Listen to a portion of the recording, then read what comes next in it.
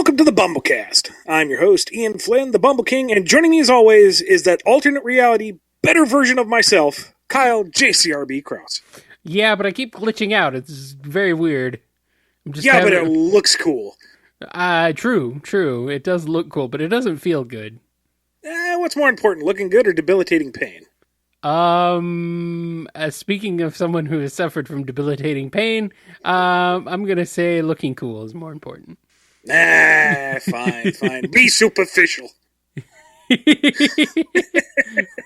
Well, I mean, you're the one who said I should look cool. That's more important. You're the one who said that. So now you're going back on your word. What is this? I'm testing the limits here, so now I know. Kyle does whatever I say. I feel like you're gaslighting me, Ian. I feel like I'm like just like what happened? Why am I wrong? What's going on? That would require a degree of cunning that I do not have. Oh, you don't? You clearly just attempted to. But I clearly did no such thing. But I caught you. See, you're doing it again.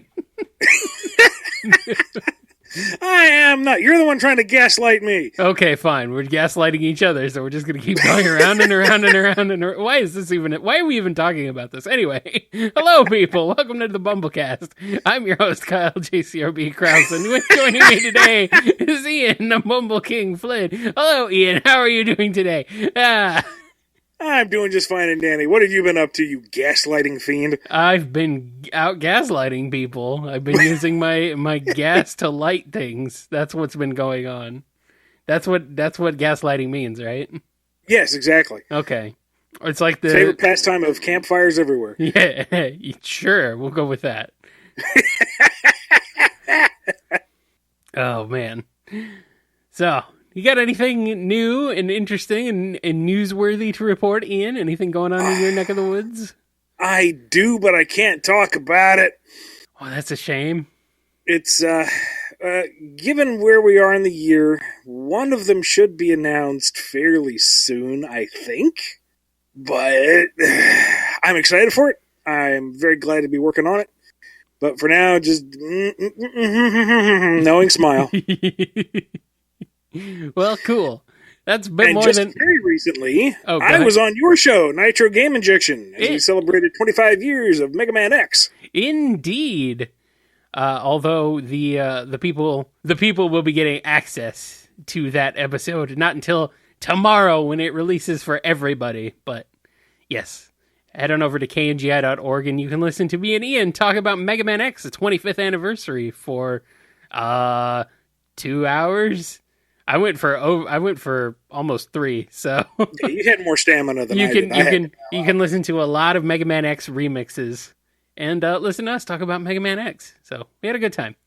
We did. We've also been putting together a lot of the Bumble commentaries. We weren't quite as on top of those last year as we intended to be, but all the intentions of last year kind of went out the window in general, didn't they? Yeah, but we've got a couple lined up. We're slowly building up that backlog, that archive for your listening goodness. If you're a patron, you'll have access to those for free as soon as they go live. Everybody else, you can head over to the Bandcamp site and purchase it for $1 shiny dollar. Yes, that is bumblecast.bandcamp.com. You can head on over there, and you can stream them for free directly from Bandcamp, or you can chuck a buck in and download the MP3 version for $1 measly dollar. So if you want to do that, that's very much appreciated. And if you just want to stream it and listen to us banter on over some of your favorite and or least favorite movies, that's cool too. I just realized I said shiny dollar. And if you're in the States, you don't have shiny dollars. You have smudgy dollars. We got dollar coins here. Not many. Yeah, but nobody uses them. Okay. I only ever saw them in Vegas. Yeah, well. It's like that was but that was also over a decade ago. So it was kind of interesting, though. It was kind of interesting that there was a pretty decent prevalence of dollar coinage in Vegas. So I don't know if it's still that way or not. But anyway, we're getting way off topic. Not really, because you were just talking about gambling, and somebody just won the bubble raffle. Ho ho! I can segue anything into anything. Sure. And sometimes it's graceful.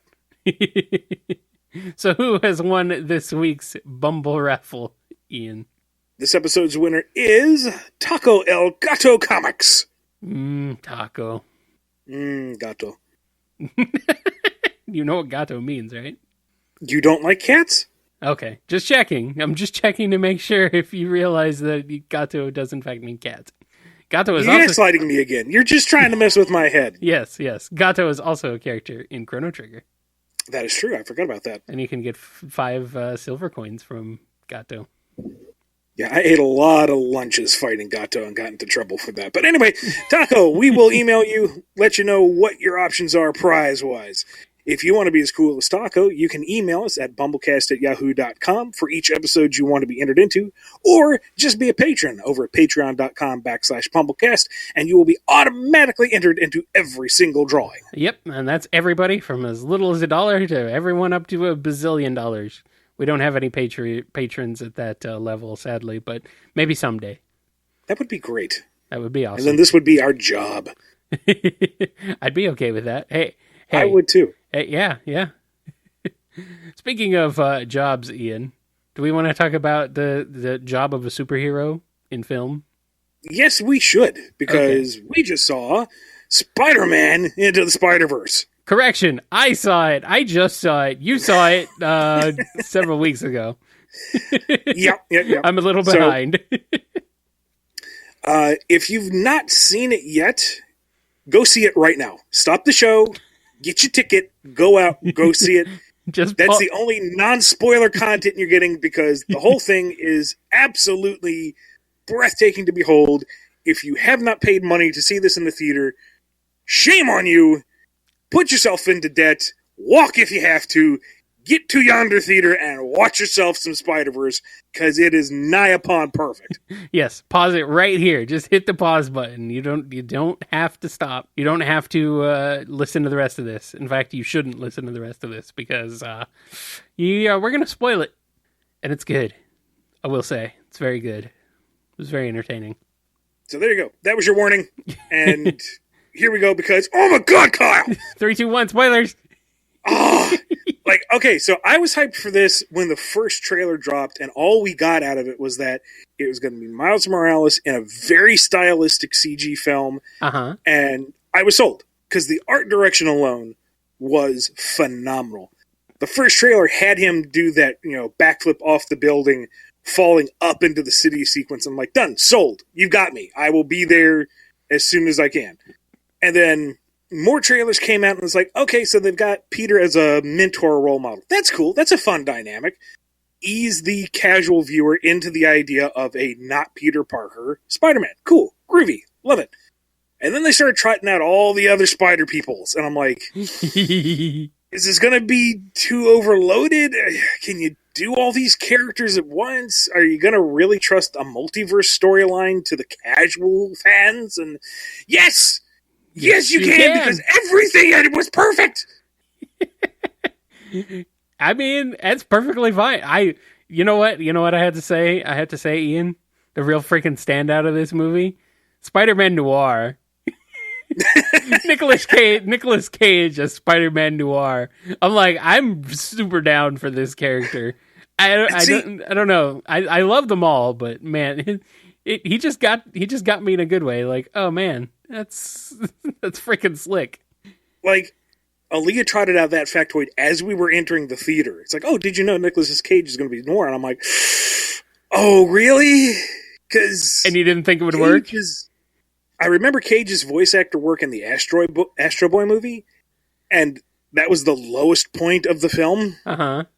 It was staggeringly awful, but I guess they had the right voice director, or they cut it together right, or they did something, because, yeah, that was good.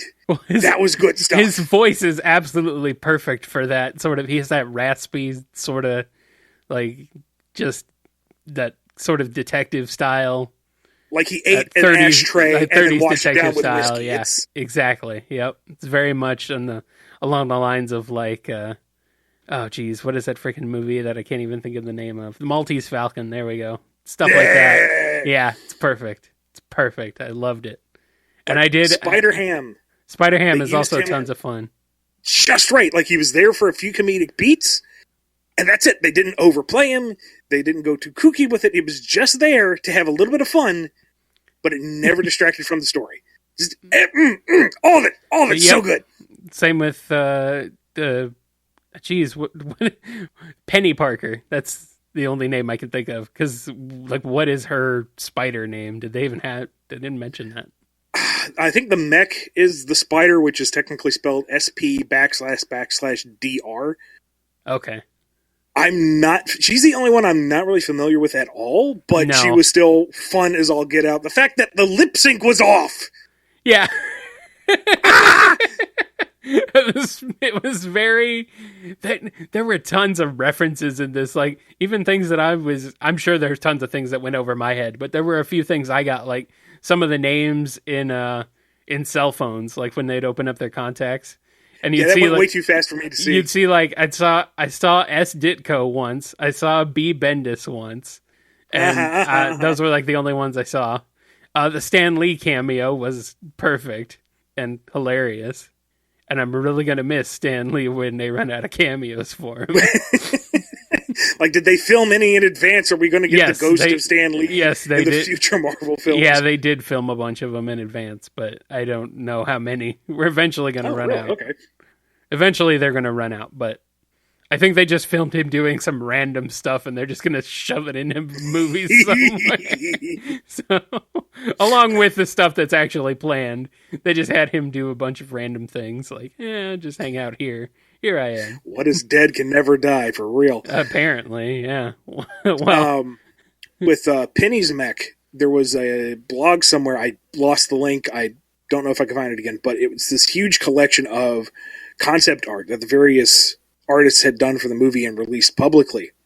Mm-hmm. And it was really neat looking at all the different approaches they made to the mech, because some of them were straight up Evangelion. Some of them looked like the tank out of Ghost in the Shell, just with a spider face. Some of them were a little closer to what we got, the kind of orb body with the maglev limbs, but it was all over the spectrum. Some of it was like alien-styled exoskeleton. Some of it was that would have been interesting. Some of it was huge. Some of it was small. It was all over the place. Oh man, that would have been pretty cool to have like an exoskeleton sort of thing for her, but maybe a little too weird. I like the design we got. It kind of reminds me of like Diva from Overwatch. Mm-hmm. It's very similar to that. Exactly what I thought about. Yep. And it's a very good design. I liked Penny's design for that one. Gwen, of course. Oh, she was great. Yeah. Definitely one of the standout characters, and getting her own movie, which is smart. Very smart. Oh yeah, is it part of like this franchise, or are they going to do just the Spider-Gwen thing? I think they're doing it as sort of a spin-off follow-up to this. It might be in her own universe though, and it's going to feature other female spider characters. So you'll have Silk and Spider-Woman, I think. If it's with this production team with this style, done, sold. You got me immediately. Yeah, pretty much. And I've been kind of wondering about her hair. I like leading up to the movie coming out. I'm like, what did they do with her hair? Why is her hair different? What's going on? I don't remember her being that punkish, but okay. Yeah. Okay. Yeah, and then her hair wasn't like that when she was first introduced. Her hair was not shaved on the one side. Right. So they shaved it on the one side for story reasons. It actually worked out pretty well. So. And I'm just going to come out and say that, yet again, the cinematic version, I think, tells the origin story better than the original origin story did. I like the way that it basically told everyone's origin story, but, within like 2 minutes, you had it like, boom, you know what Spider-Man's origin is. Here's these other spider characters' origins that are pretty similar, so we'll just fly through them real quick. Like, I read the Ultimate books from the beginning of Spider-Man, Ultimate Spider-Man, up through, maybe the first year of Miles Morales. Yeah. I think it's been a while. And granted, all of this comes with hindsight, and Miles has now been transposed into the main continuity, and but I actually got to see Miles as he came into being, and the key points are still there. He still witnesses Spider-Man's death, technically at the hands of Green Goblin, kind of, sort of. Yeah. Point is, he is inspired to heroism by Spider-Man. You still have him being bitten by an offshoot of the radioactive spider stuff. His comes from an alternate reality in the movie. In the book, it was just one other thing from Oscorp. His uncle being Prowler, that was a carryover. All this stuff. But, oh man, to me, Comics Miles, from what I've read, is kind of bland. Mm-hmm. He's not bad. He's just kind of there. And Movie Miles has so much charisma. Yeah. And just so charming and fun. And hey.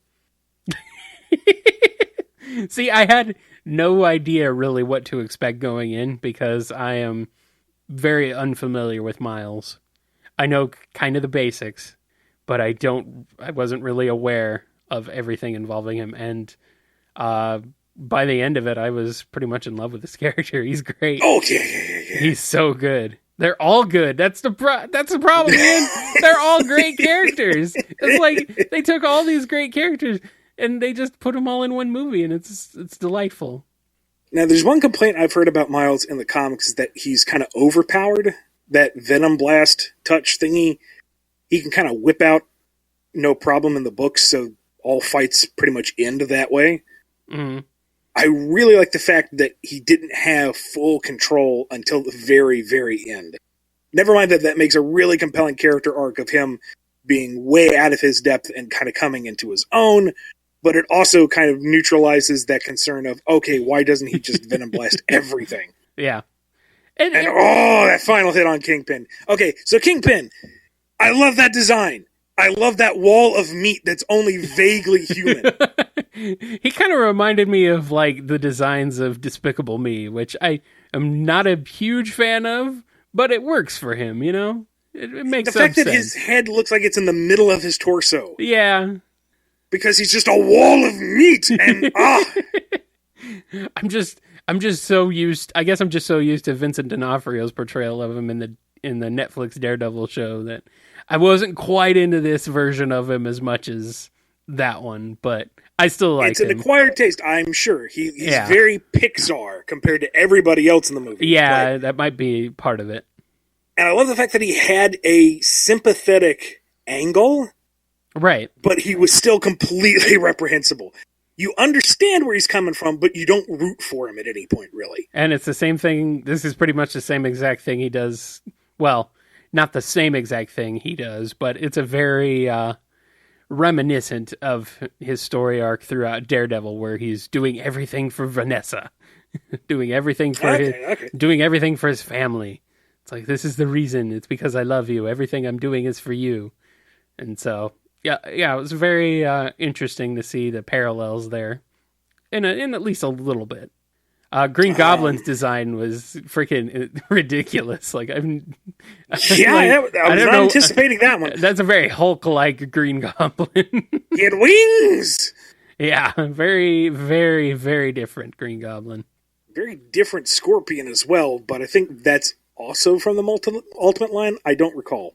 Okay. Now, this version of Dr. Octopus, I don't know if she's got a comic origin because I don't know either. After I stopped reading, but boy howdy, I did not see that reveal coming, and that was fantastic. Yeah, I think she's probably the best villain of the whole piece, just because she has like such a good personality, and the reveal was definitely a surprise. I was like, wait a minute, who is this? And then again, that art design blog I was talking about, going back and looking at the design of the research facility, all the ceiling tiles are octagonal. And I'm pretty sure the glasses frames are octagonal. There are themes of 8 through the whole stinking building, and you don't see it coming because it looks natural, but it all fits, and I love it.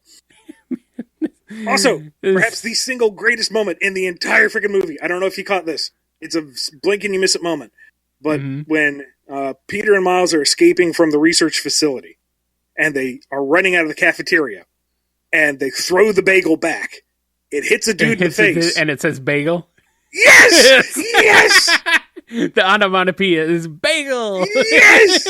Oh, I love it! I love it, I love it, I love it, I love it, I love it. I just like it's a very good use of like comic book design and the onomatopoeia and sound effects and sort of like thought bubbles, and it's just oh man, it's so good. It's so stylish. Just so pretty to look at. And it's not stylish in the style for style's sake.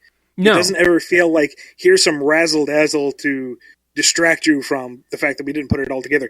Everything is meticulously crafted. Yep. This thing is a work of art in the truest sense from start to finish. And, Kyle, I love this movie so much. It's very good. It's very, very good. I didn't know what to expect going in, other than I heard it was good. I heard it was really good. I heard from you that I was going to love it, and well, you were right. And it's like, well, yeah, obviously, but man, I don't know. It's just, I can't even think of something that was like super bad about it, or like even something where I'm like kind of disappointed. I guess maybe, I don't know, maybe a little disappointed that there wasn't more Spider-Gwen. I don't know, but I'm always going to be disappointed until she gets her own movie in that aspect. The sequel hook at the end implies, so. Indeed, yes, that's true. If I have one nitpick, one tiny one, okay, it's that Miles went from unable to control his abilities competently to full-blown Spider-Man and a very quick montage just so he'd be present for the climax. That to me felt like it was a little too fast of a turnaround given all that we had seen up to that point. But he had also gained so much experience over the past couple in film days, and that whole sequence is so slick, I don't care. Yeah. And it was amazing, and everything to do with him and his dad. That entire arc. Oh my God, Carl.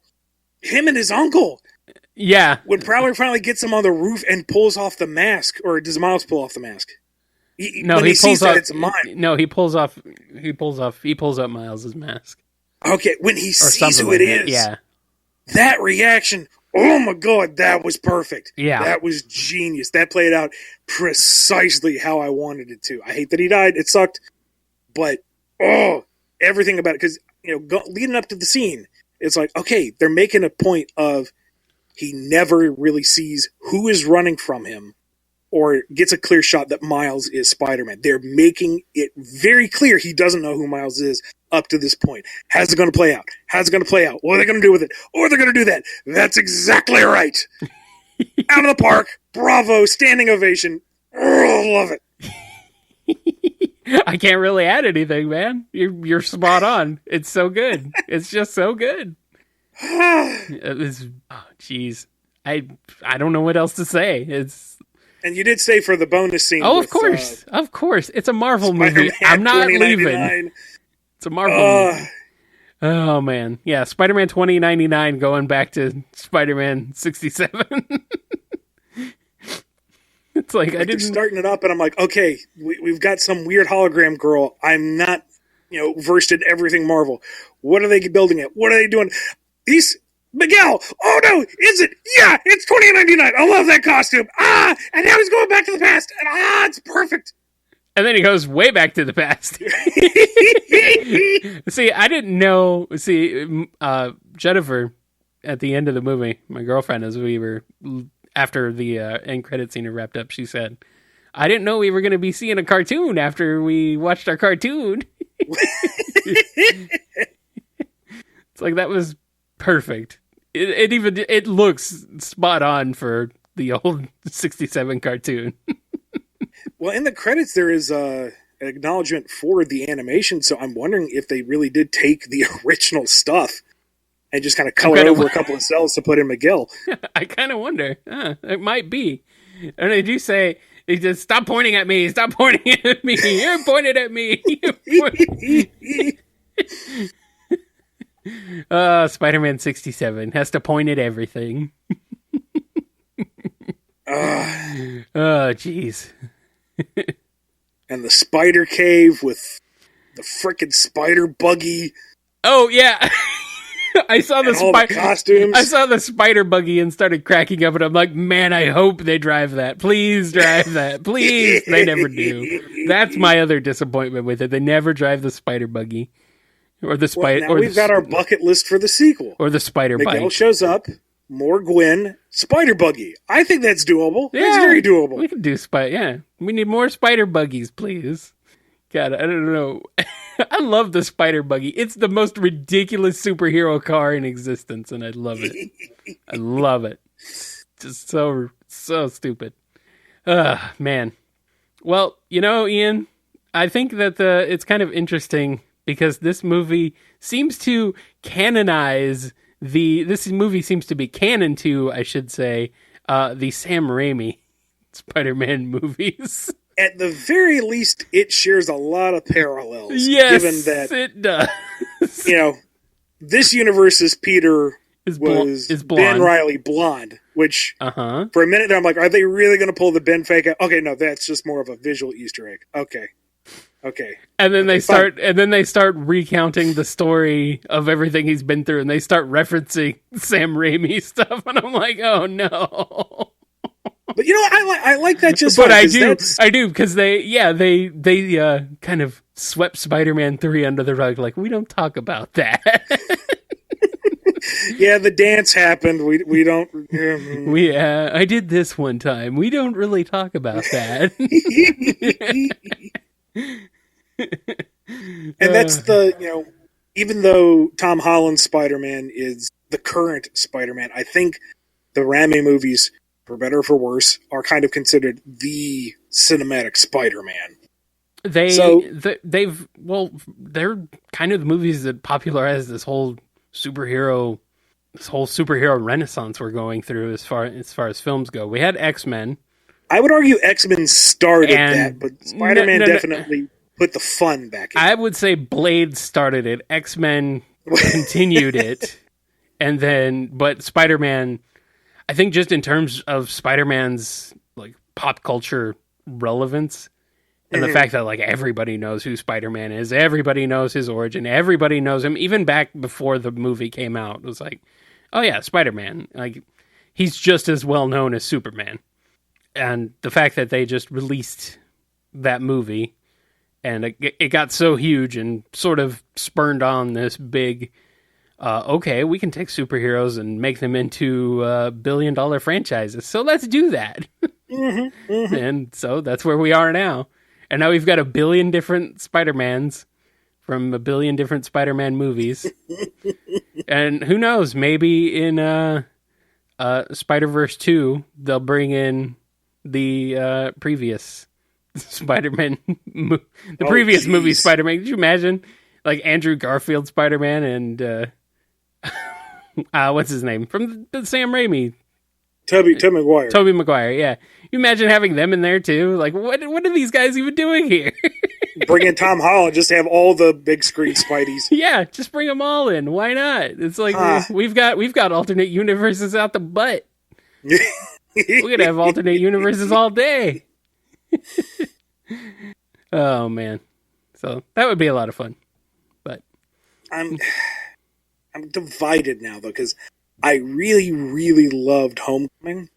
I thought it was just such a nice breath of fresh air. I like the fact that it was kind of an episodic film rather than a big epic. I'm looking way too far from home because I just really dig Tom Holland's Spider-Man. I was all set for that incarnation to be my favorite Spider-Man, but Spider-Verse is just, so good. Yeah. Yeah, I'm really hopeful that we're going to be seeing more Spider-Verse. Just these characters who don't even have to necessarily be Spider-Verse related, just have a movie about individual ones or spin-offs or whatever. I'm down with that too. Yeah. Like, heck, even a Spider-Man noir movie would be super fun. There's just something about him. He's just like the way he's looking at a Rubik's cube. Like, I don't understand this. And he's like, he's clearly colorblind because he's like, it's blue. No, it's purple. No. I don't understand this thing. I don't understand. I will solve this one day. And hey, at the end of the movie, it does. He figures it out. Oh, man. It's so nice to go into a movie being hyped for it and coming away more hyped for it than when you went in. It's a nice feeling. It's very good. Very good to know that I still have that, that little bit of a spark in me of being happy for something. Like when I went into Infinity War, I knew I was going to like it. I was hyped for it. And I came out very satisfied. It's like, that was a good meal for the brain. I can't wait for the next thing to spend money on. I'm good. Thank you. This, like, I left the theater and it's like, why is it so late at night? I want to go right back in and watch it again. It's just, it's like crack. I need more of it in my veins, Kyle. Give me that Spider-Verse. It's super entertaining. And I know what movie we're going to be doing a commentary on this year. As soon as it's out. We're going to be watching this again. Definitely. Definitely. Although my commentary might just be one extended. That's fine. The whole thing. That's fine. Pausing only to breathe. Yep. That's cool. We will do that. We will resolve to do that this year. That's our New Year's resolution 3 weeks late. To do commentary for that movie. Oh, man. So we ready to move on? Q&A? We ready to Q&A it up in here? I think so. Okay. All right. Well, if you want to submit your questions for the Q&A, hit us up via email at BumbleKast@yahoo.com, on Twitter @BumbleKast, in the YouTube comments down below if you're watching this on YouTube, or via Patreon. Speaking of Patreon, we have some questions from our lovely patrons over at patreon.com/BumbleKast. First one up comes from ScruffyMatt.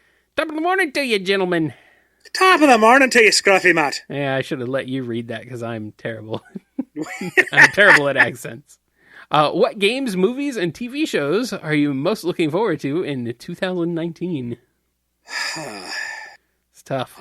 It's tough because I don't even know exactly what's coming out this year for the most that's part. the thing. It's like I'm trying to rack my brain going, Endgame? What's coming? Captain Marvel? Endgame, yeah.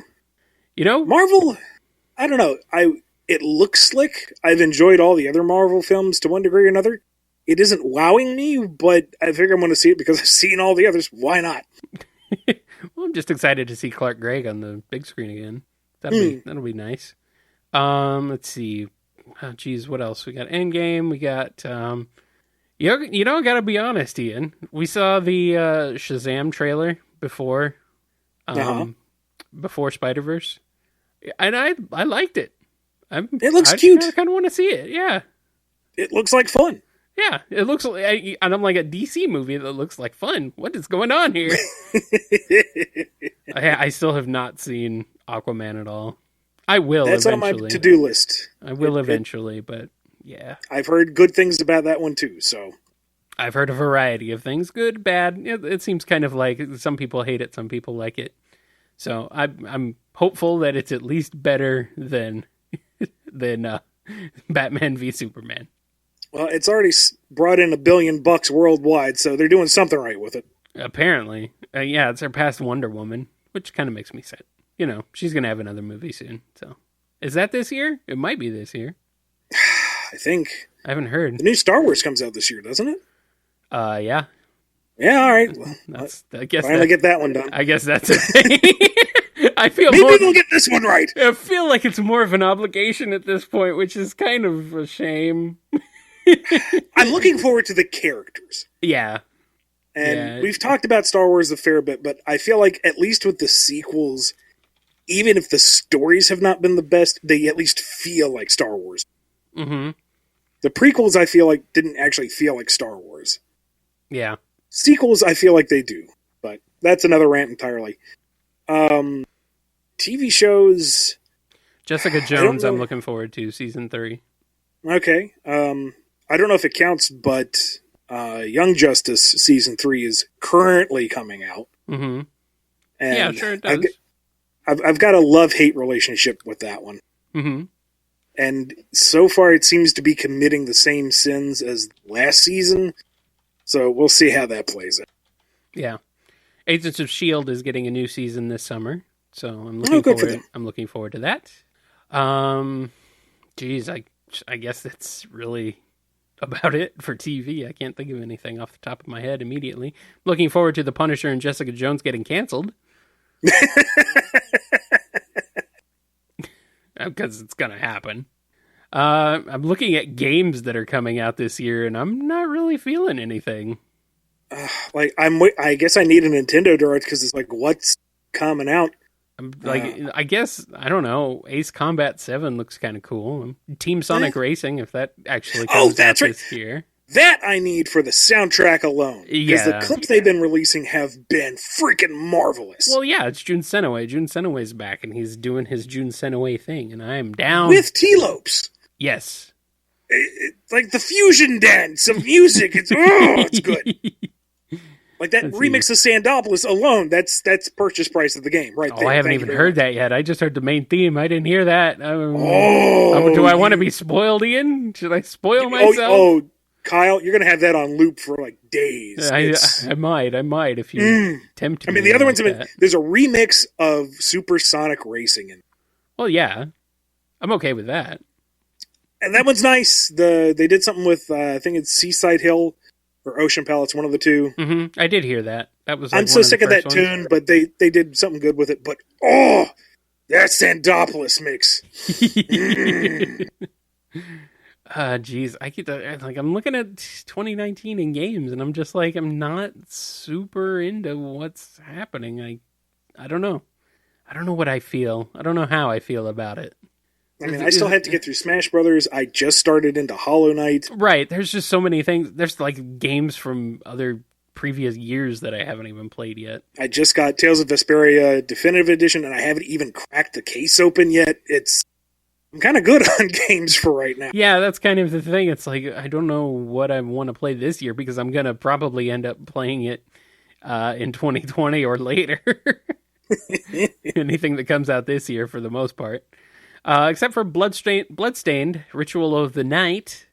Oh, is that out this year? That's supposed to be out this year. Then again, it's supposed to have been out this year for the last 2 or 3.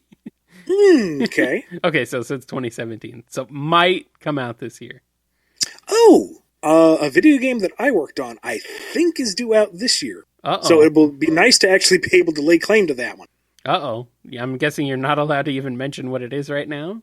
Hashtag knowing smile. Okay. I'm looking at other games and I'm like, I don't know. Do I care about Kingdom Hearts 3? Not really. That's not my series. Marvel Ultimate Alliance 3? That's supposed to come out this year. Exclusive for the Switch. And developed by Team Ninja, which is interesting. They do the other two? No, they did not. Oh, okay. No. I don't know how that happened. That's weird. Huh. Okay. MechWarrior 5. Wow. That's been a while. Been a long time since I've seen a MechWarrior game. Jeez. A Psychonauts 2. Let's hope that doesn't end up looking like what's it called? Beyond Good and Evil 2. Oh, jeez. Yeah, I'm not really seeing Shenmue 3, which I never really got in the first game, so. I played the first one and adored it for its time. A lot of the stuff, thinking back on it, I don't think it's aged too well. Probably not. I mean, I want to pick up the HD re-release of it and 2 at some point, but time and money. Yeah. There's supposed to be a new Yoshi game this year. That looks cute. I've not been wild about the arts and crafts. Don't know when I'll get around to it, if ever. But, yeah, that's about it, I think. Watch, this will drop, and then they'll have Nintendo Direct this week, and it's like, oh, well, all of that. Okay, cool. That's okay. We have other episodes of this show, Ian. We can talk about it later. It's all good. Oh, yeah. Okay. It's all good. It's all good. In the meantime, let's move on to another question. This one comes from Saturn-Flicky. Are there any zones or locations from the Sonic games you'd like to feature and contextualize in the comics but haven't had the chance to yet? Have you ever requested artists to include or exclude particular elements in order to make them more plausible to the context of the comic? For example, Speed Highway's loop-de-loops are fun in game, but in a story context, they don't make much sense as something the people of Station Square would build. Which I guess kind of makes sense. But... Well, all right, so let's tackle this one at a time. Mhm. Game locations that I wish I could have used in the comic so far. Yes, all of them. Some more than others.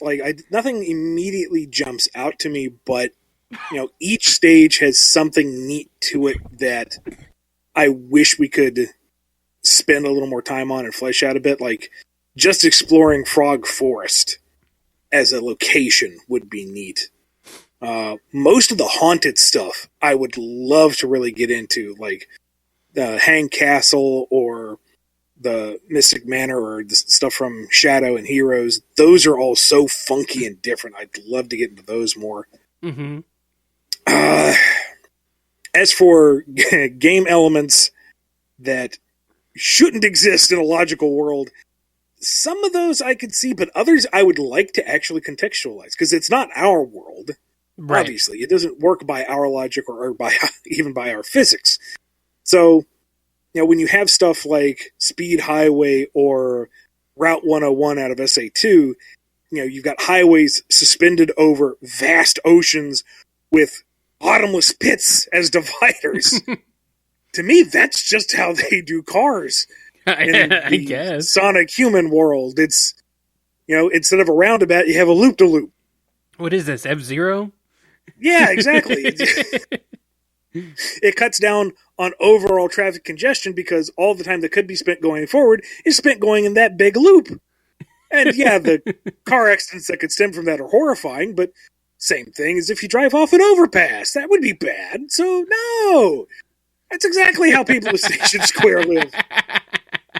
Of course. Perfect chaos tears down the city and somebody's stuck in traffic going, oh, this again. They live life on the edge. Literally. This is Stop and Fly flying over high, and the loop route number 5 has been destroyed by a giant water monster. This has been brought to you by Chow Cola. Feel the fizz. Sure, why not? I don't know. Maybe they just make all their roads for Sonic because they know Sonic's going to come through there. So let's give him something fun to do. It's a tourist trap. Sonic runs on these roads. It's like why? If you come by and hang out and go by the tourist shop, you just might see him. Like, why would Green Hill Zone have these things sticking up out of the ground that are loops sticking up out of the ground for no reason that Sonic can just run through? Formations. Oh, sure, of course. Natural rock formations that are loop shaped. More so, I kind of look at those elements and try to incorporate them into the terrain of the world so that when you pick up a comic, it looks like a Sonic game. Oh, yeah. Now, some of that kind of falls by the wayside because if you're going to have an interesting set piece like a loop-de-loop highway or a loop-de-loop rock formation, you want to use it. You don't want it just to be window dressing. Right. And when the focus is on the action of the story and the dialogue, the floating blocks in the air kind of fall by the wayside in terms of priority. But it's something I do try to keep in mind. Sure. Yeah, it makes sense to not worry about it too much. It's just a comic. You should really just relax. That's your mantra for 2019, isn't it? That's my mantra for my life. At this point. But if anything, Saturn-Flicky, I put notes in the script to say these are what game elements I want to see rendered. Here is the texture for the dirt, or here is the general landscape, and fish up a screenshot and put it in the document so that the artist knows vaguely what to do with it as best they can within all the crazy demands I make in the manuscript. Okay, so you don't tell them that they shouldn't do something generally, which is usually a good way to operate with artists, Let them have their free reign, My scripting style is give them as much information as they need so that there's no guesswork in the page layout, right, but give them room to be artists. Because I may want something that just does not work on a page, or they may have a better idea, and in which case, go for it. Absolutely. Yep. All right, and with that, we're ready to move on into the standard Q&A for this edition of the BumbleKast. First one comes from Tickle Buddy. Hello. Do you happen to have any plans for Infinite in the IDW comics? He had kind of a mysterious end in Sonic Forces, and I was wondering if you guys had any plans for him in the future. Sega has asked that we not use Infinite for the immediate future. No, nothing more than that. Just please don't. And if he shows up in future games, I'm willing to bet that'll open the door for him to show up in the comic again. But for now, he is off limits. But that's okay because I haven't gotten through a list of characters that we currently have available. So by the time we get through everybody and give them their, I'm sure we'll have access to Infinite. We'll see. I don't know. As it just might be for story reasons, like they're planning on using him in a later game or something too. Maybe. I don't know. Who knows what they're thinking? Could be anything. Maybe they aren't thinking. Who knows? I am not privy to those discussions. All right.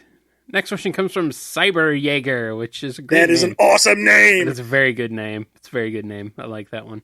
Just a wonder, but what reason would you give for Repliforce to go into Revolt? We're talking Mega Man X again. Yeah.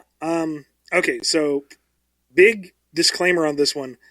I had this figured out, and then, the book went on hiatus, and I haven't really thought about it in a long time, so my facts may not be 100% on the mark. So if I'm getting some of these details wrong, it's just because I'm fuzzy. If we were to actually be writing this, you better believe that I would be fact-checking myself and researching this. But from what I remember off the top of my head, Repliforce was more or less founded as an answer to the Maverick Hunters. Because the Maverick Hunters were kind of established when Mavericks first became a thing, and it's like, oh, well, we need something to deal with this. And then the single Reploid created to run this became the Maverick to end all Maverick. And things kind of fell apart from there. So Repliforce kind of came together and say, you know what? Maverick Hunters, you're not really good at this. We're going to do it. And the Maverick Hunter said, no, that's our job. Who gets to say that you get to do that? And that it ultimately boiled down to a clash of egos between the two organizations, with Sigma influencing both sides to some degree or another. So that the tragedy of the X4 story is that it really wasn't a fight between good and evil or Hunters versus Mavericks. It was just two groups of good guys tricked into fighting one another, and there were casualties. And that's really meaty narrative stuff that I would love to get in eventually. Yeah. Maybe one day. Fingers crossed. Yeah. Here's hoping. But that they didn't so much revolt as they said, we are doing this thing because we have to. And the Hunter saying, you've gone Maverick. And Repliforce saying, no, you're dumb. No, you. And it got worse. Typical. Never fails. It would have been very interesting to explore a lot deeper than the games would have. Or that the games do. Because the games don't explore that very deeply. It's just like, oh, it's Repliforce. They're a slightly different form of maybe not evil, but maybe are evil Mavericks. Go kill them. It's no, not. Wait, don't. It's not. Too late. It's not very. It's not very deep in that respect. And the voice acting kind of kills it too. What am I fighting for? Next question comes from Colin O. Is Whisper the Wolf on the autism spectrum? No.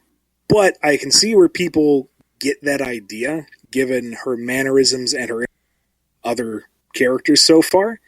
There is a reason for her behavior, and we will be getting to that sooner rather than later. It has more to do with trauma than it does with autism. Okie dokie. And the final question comes from Chris. Hey, Ian. Glad to finally have a way to connect with you. I've always enjoyed the Sonic Archie comics, but a quick question. When are we going to hear some news about the ARMS graphic novel? Now, Ian, I got this question like 3 or 4 different times from a bunch of different people who are wondering what's going on with that. So maybe we should... I think one person asked, and then redirected them to BumbleKast, and everyone was like, wait, what? No, hey, what's going on? No, I also got it on like YouTube, and I got it from all sorts of places. So yeah. Oh, really? Okay. Yeah, Jeez. people even are very, more than I thought. Yeah, people are very interested in seeing what happens, and which is fantastic. I'm so glad you're excited for it. You're going to love it when it comes out. I hope. I don't know. Okay. And that's unfortunately it. It is in production, but I'm not in house with Dark Horse. I'm freelance, so once my work is done, that's it.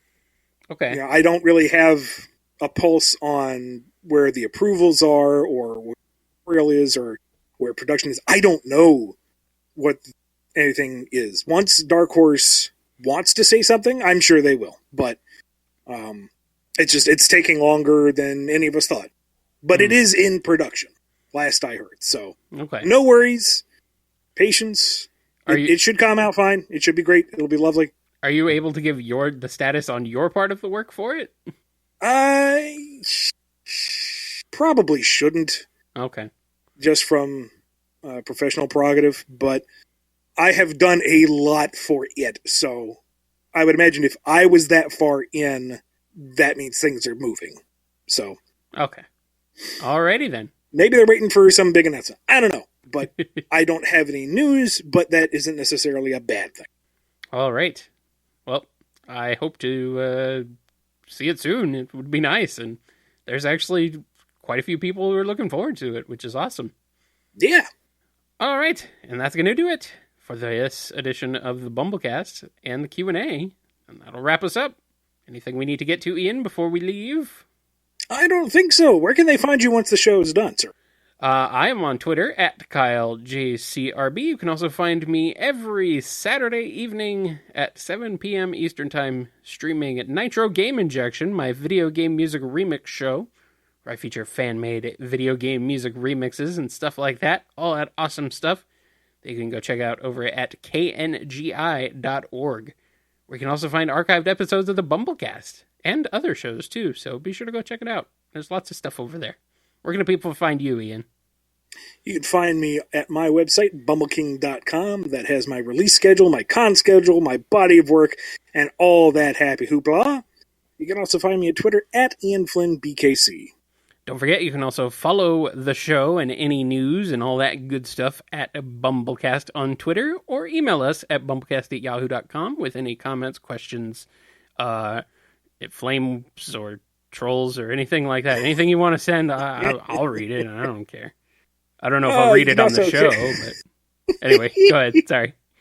You can also catch us every weekend for live streaming of video game stuff if you're a patron over at patreon.com/BumbleKast. All it takes is $1 a month to get yourself in the door. And if you don't want to patronize us, then head on over to Twitch at twitch.tv/BumbleKast. Is it BumbleKast or BumbleKast Gaming? It is BumbleKast. BumbleKast Gaming. Head on over to twitch.tv/BumbleKast Gaming, where I have been actually streaming a bit. I streamed a couple times earlier this week. I've been playing F-Zero GX a bit, and also played a little bit of New Super Mario Bros. U. And I'm planning on dipping into Sonic Forces eventually, because I finally picked that up. So I'm going to get to Sonic Forces and probably make a horrifying creature to play the game as. Or maybe I'll just make a regular creature, because Ian already made the horrifying creature. The patrons helped. Oh, that's true. That's true. They did.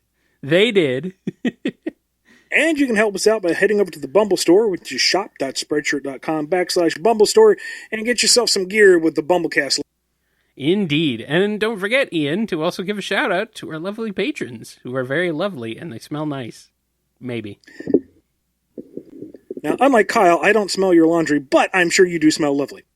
Well, I'm just assuming. I don't actually. A big thank you to. Do it, Ian. Just do it. Big thank you to Daniel H. Eric F. L. E. Saturn-Flicky, Xanos, Duas, Den, ScruffyMatt, Chris A. John B. Samuel P. Jennifer R. David C. Reverend Light, Lisa M. Sam Cybercat, Dig Gamma F. Wow. Mike B. John Joshua S. Dragon Superfan A. E. Double Brody M. Neil H. Justin S. Justin G. Dan M. S. Adam T. Silly String Takaro Leech H.K. Chevelle.